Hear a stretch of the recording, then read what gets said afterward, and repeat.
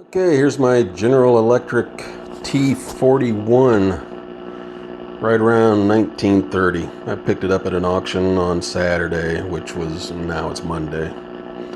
And I did a little bit of cleanup on it. I need to go over it again. It's got some ingrained dirt on it, but it looks a heck of a lot better than it did. And I even cleaned it up a little bit, but you can hear the static in the background. It is working. I had to turn off the dimmable light bulbs because, man, it was yelling louder than most radios do, and I think it's probably just because it's, what is it, an RTF?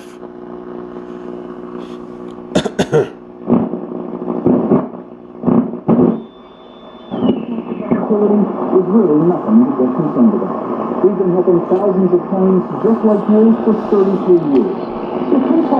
This area of Kentucky, picking up something around 600, it's pretty good.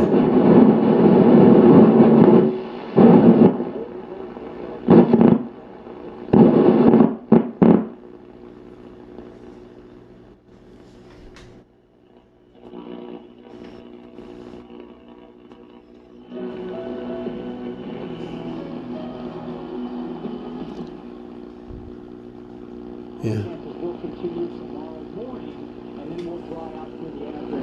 And temperatures tomorrow, still mild. We'll be in the low to middle 50s, primarily in the morning. Yeah, I wouldn't guarantee the dial scale on this being accurate, but right now, 58, mostly cloudy.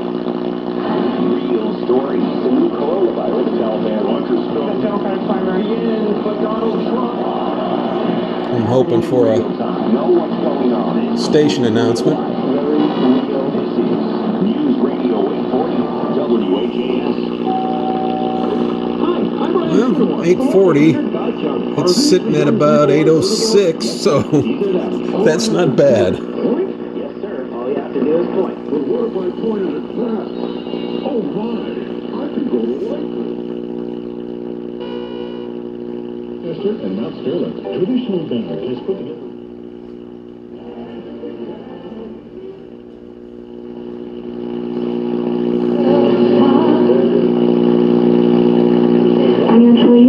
Your overall picture is very strong.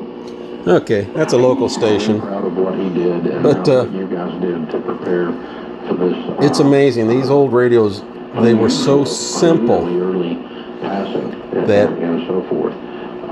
There just wasn't that much to go wrong with them. How long ago did you say he passed? And if they were kept in relatively halfway decent condition, it's amazing how many of them work. I used to be afraid to plug these in for fear of blowing them up. But the guy who used to repair my radios was a electrical engineer for General Dynamics back in the 50s, and he was in the Merchant Marine in World War II. So I brought him over a Atwater Kent, one of those ones that's, it had like I think it was the F4 speaker and the black and green tin box, and it was in just amazing condition. And at that time I was thinking, man, don't plug them in, bring them up on Variac, which is still a good idea. But some of these old radios, like I said, there's so little to go wrong with them. He grabbed that thing out of my hand, slapped it down on the freaking counter, plugged it in, let her rip, and sure enough, it played like a champ. This thing's got just so little hum in it, probably the hum that it came with. But, this is a nice piece. The rep wood or pressed wood front is in excellent condition. So there's another big plus. So it works, and it's a great looking radio. I did do a little bit of cleanup in the back, and I think that was one of the reasons why it was acting kind of funny at first. One of the cans covering a coil was loose, and I think it was actually probably tapping one of the lugs on the coil, and that's why sometimes when you tapped it, it'd come in good and then it'd fade back out. But anyway, I rectified that and I cleaned up the cans, And the rest of the radio, I don't know if I'm touching that or not. That's a lot of dirt. But anyway, you know, you don't want to tear anything up. You know, it's working. You know, there's just not much more you can do. You really don't want to spray deoxit on these carbon wiper volume knobs. That's a good way to put yourself in a hole. But, yeah.